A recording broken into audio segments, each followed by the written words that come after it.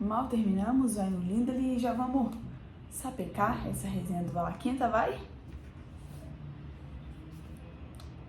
Primeira coisa que eu posso dizer é que o Aino Lindley, ele é muito abstrato, como eu falei no vídeo passado.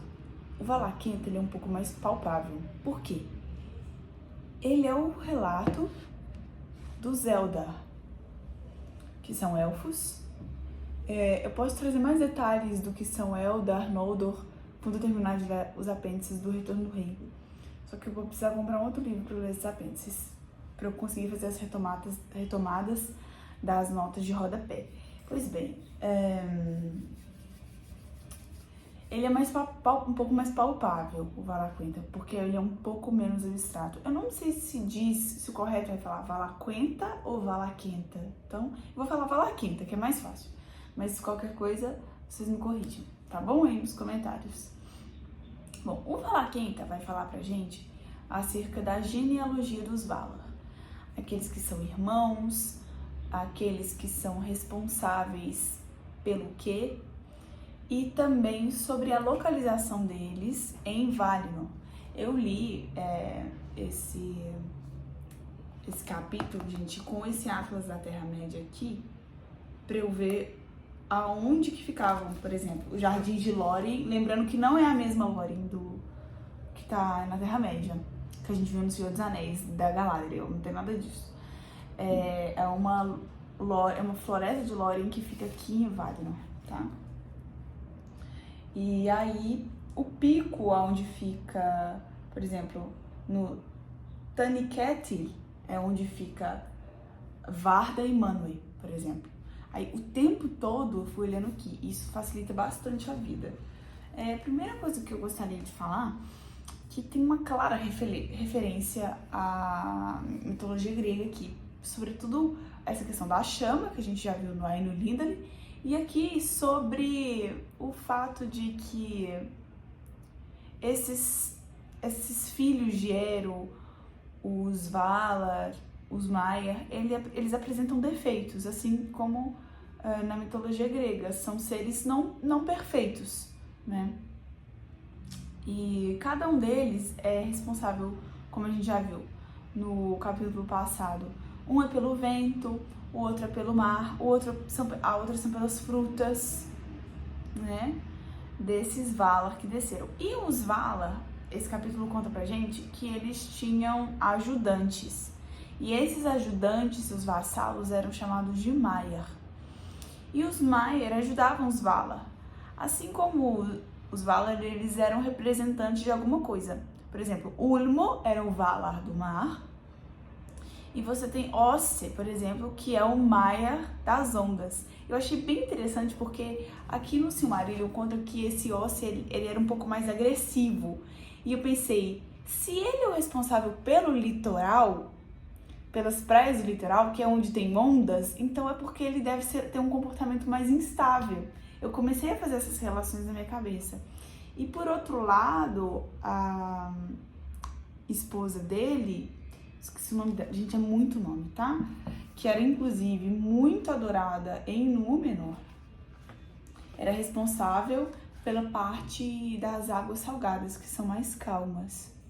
Enfim, eu achei isso bem interessante. E aqui a gente vai continuar com o Melkor querendo mandar em tudo, tentando capturar para si algum dos Maias para serem seus serviçais. E aqui é contado pra gente que ele conseguiu realmente trazer muita escuridão pra Arda. Uma outra coisa que eu achei interessante também, que no Aino Lindley, era o Ilúvatar, quando ele vai criar a Terra por meio da chama, que a chama passa dele para dentro da Terra, dentro de Arda. Ele fala Ea. E ficou muito mais claro para mim aqui no Valaquenta o que significa o ser. O ser nada mais é a capacidade de você transformar aquilo que está em mente em material. Isso é o ser. E isso é que o Melkor não tinha. E essa é a dor dele. Essa é a maior dor dele.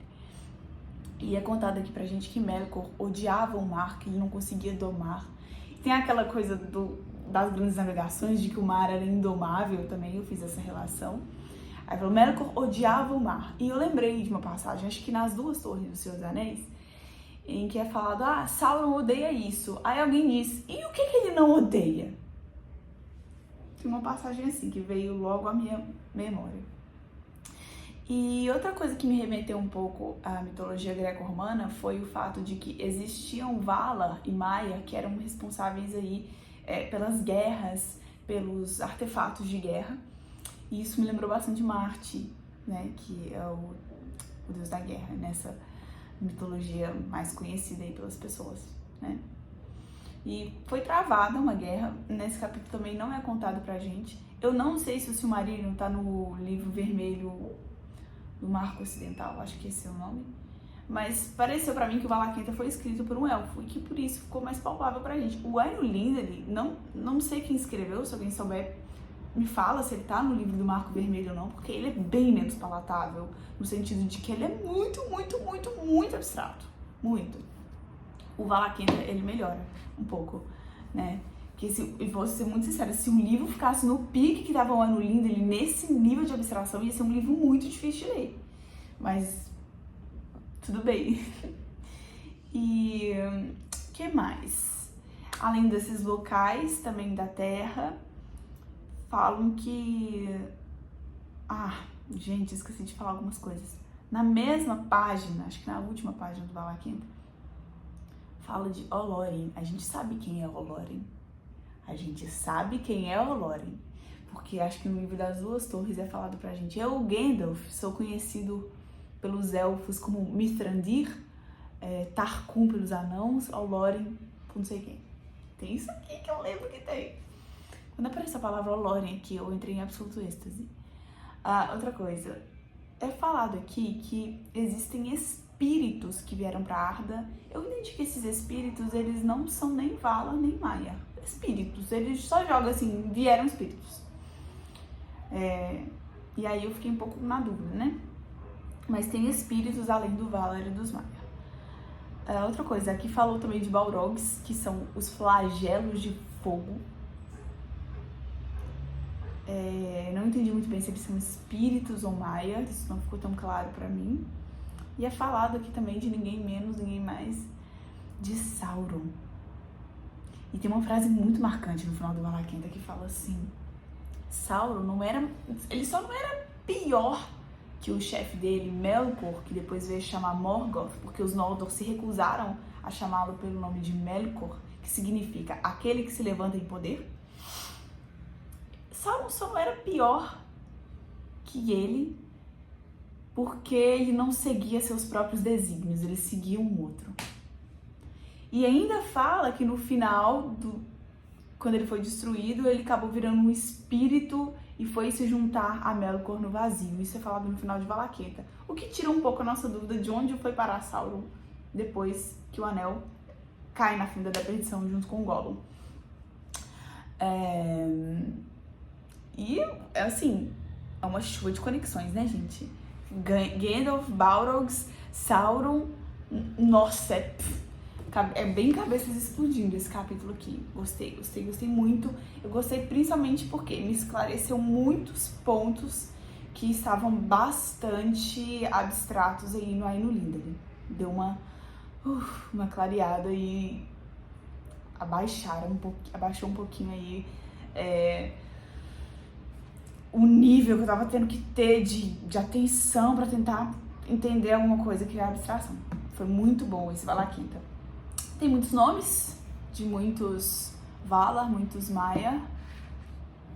Alguns eu memorizei, depois que eles faziam uma retomada, a gente ia lembrando. Outra coisa que tem aqui. A Varda, a esposa do Manwë, que é a Valar, tem um nome em feminino pra Valar, eu esqueci, mas estava aqui. É tanto nome que a gente vai esquecer. A Varda é chamada pelos Edain de Elbereth. E eu ouvi isso muitas vezes no Senhor dos Anéis.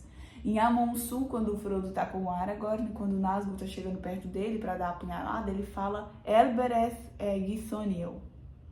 E isso também é falado ao final do Senhor dos Anéis, e se eu não tô enganada, na Toca da Laracna também, quando eles são com o frasco da Galadriel. E o Senhor dos Anéis não fala pra gente do que se trata esse nome. A gente já descobriu aqui. Agora vamos descobrir depois por que ele falou isso, o que ele veio a falar isso naquele momento, sem ele nem provavelmente saber o que era. A não ser que o Frodo tenha lido alguma coisa do Bilbo que ele escreveu sobre isso, porque o Bilbo adorava escrever sobre esses temas mais élficos, digamos assim. Isso fica bem claro pra gente no capítulo do Conselho de Elrond. Gente, amei. Eu tava achando um pouquinho complicado no início por causa da quantidade de nome, mas eu fui indo, fui lendo, tentando prestar o máximo de atenção possível.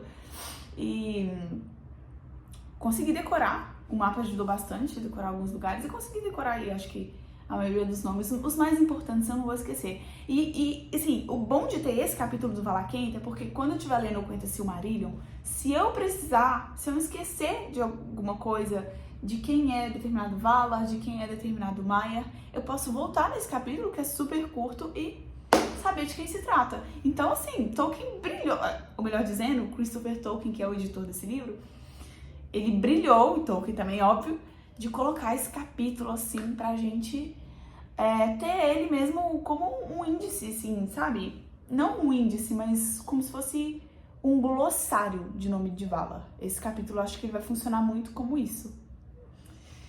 É isso, gente.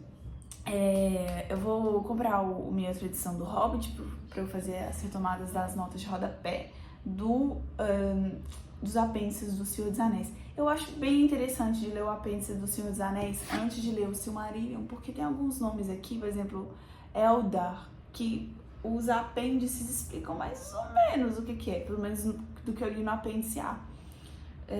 Então acho que vale a pena. Só que o que acontece, gente? Eu até postei na minha comunidade.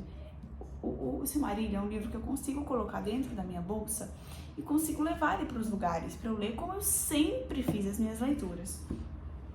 Os apêndices do Senhor dos Anéis eu não vou conseguir fazer isso, porque ele tá cheio de nota de rodapé, que faz referência a todos os livros do Senhor dos Anéis, que faz referência ao livro do Hobbit, e assim, vou precisar também de olhar alguns mapas aqui nesse Atlas, e é um livro que você não vai sentar na praia e vai abrir e vai ler. Não é assim. Isso aqui, os apêndices são um estudo. A gente tem que sentar, retomar as notas de rodapé, olhar os locais no Atlas, e isso tem que ser feito aqui na minha escrivaninha, na minha casa. Mas eu não vou deixar de ler, de levar meu Silmarillion para minha faculdade, para o meu trabalho, para eu ler nos meus tempos livres, para ficar só aqui em casa lendo apêndice. Isso eu não vou fazer. É muita perda de tempo, né? Porque eu leio muito fora de casa, leio bastante. E foi assim que eu li o Hobbit e o Senhor dos Anéis inteiro. Então, é isso aí, gente. Espero que vocês continuem acompanhando.